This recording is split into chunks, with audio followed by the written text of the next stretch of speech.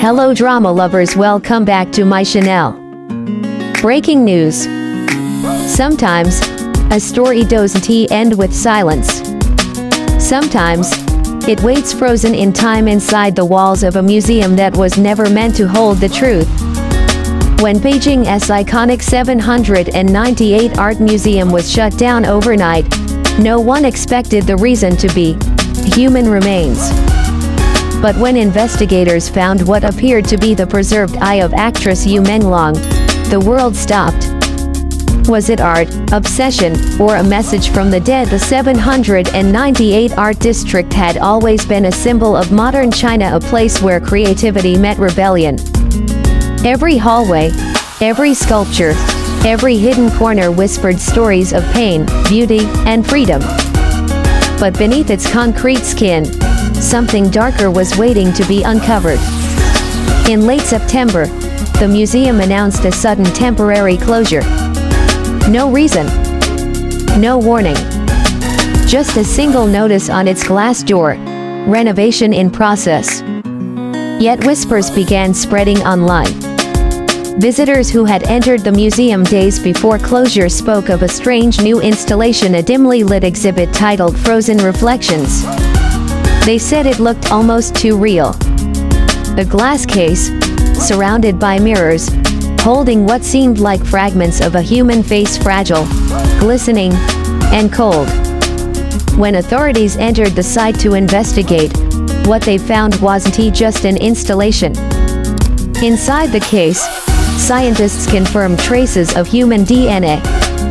And then the unthinkable: a preserved eyeball, carefully sealed within a cooling chamber. The DNA matched none other than Menglong, the actress whose disappearance had haunted fans for years. Menglong, once known for her luminous beauty, her calm voice, and her unforgettable role in the drama Eternal Bloom. Her sudden disappearance 3 years ago shattered millions of hearts. One day she was filming, posting, smiling at fans. The next, she was gone, leaving behind only rumors, unanswered messages, and a single unfinished scene. So when news broke that a part of her might have been hidden inside an art museum, fans couldn't breathe. Was this a tribute, a crime, or the final echo of someone who had been forgotten by the world? She helped color the museum's director denied involvement. But an anonymous curator admitted, the Frozen Reflections piece arrived unannounced, no artist name, no documentation, just a delivery marked for display confidential. No one questioned it. In the art world, mystery was marketing. But this mystery became a wound.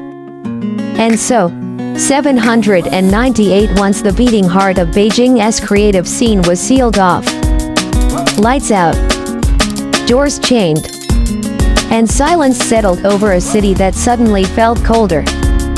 But the story didn't stop there. Because beneath the official statements and online outrage, fans began to uncover fragments of something deeper, something almost spiritual. The moment Menglong's name reappeared, so did her fandom. Thousands of posts flooded Weibo, TikTok, and YouTube. She's still here. Her eyes were always too sad to be fake. Old clips from her interviews resurfaced, moments most people had forgotten. In one, she said softly, "Art should be eternal, even if the artist disappears." At the time, fans thought it was poetic. Now, it felt like a premonition. People began connecting dots that had been ignored for years. Her final drama, The Mirror's Lament, was about an artist trapped inside her own reflection. The character dies unseen, but her soul lingers, watching from the other side of the glass. The parallels were unbearable.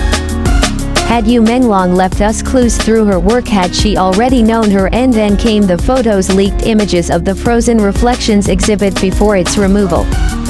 And what they revealed was haunting. A sculpture shaped like an eye. Yes, but if you looked closely, it was surrounded by shards of mirrored glass etched with words, fragments of her old scripts. Lines that only her true fans could recognize. Even when I'm gone, I'll still see you. It wasn't just art. It was a message. As global media picked up the story, opinions split. Some said it was performance art, an elaborate hoax meant to spark conversation about death, fame, and obsession. Others believed it was something far darker, a real artifact from a crime that someone had disguised as art. Either way, the emotional impact was undeniable. Menglong, once forgotten, had been reborn in tragedy. But for her fans, it wasn't the horror that lingered. It was the ache, that silent ache of knowing someone who once smiled under stage lights might have been reduced to a frozen relic. And somewhere between fear and grief, they began to build something new, a digital memorial. Thousands of digital candles, each one flickering with her name. The museum may have been closed, but her story, her presence refused to fade.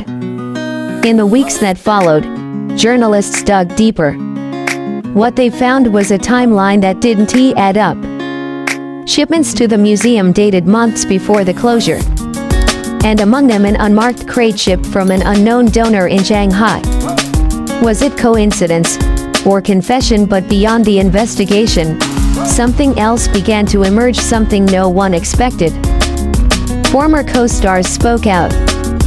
One described Menglong as a soul too gentle for the industry.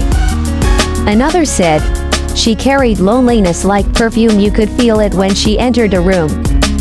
It wasn't scandal that people remembered. It was her silence.